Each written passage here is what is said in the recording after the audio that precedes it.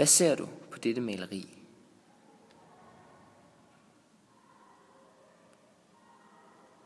Du ser maleriet Komposition, malet af Ejler Bille 1934. Du ser her et til dels abstrakt maleri, der man også kan se noget figurativt. Beskueren afgør selv, hvad man ser på dette maleri. Centralt i maleriet ser du to fugle, som symboliserer det at lade sjælen flyve frit fra legemet. Parallelt med dette maleri tænker du tilbage på den tid i livet, hvor du selv tegnede disse tegninger, og tilfældigheden afgjorde udfaldet. Hvad ser du nu?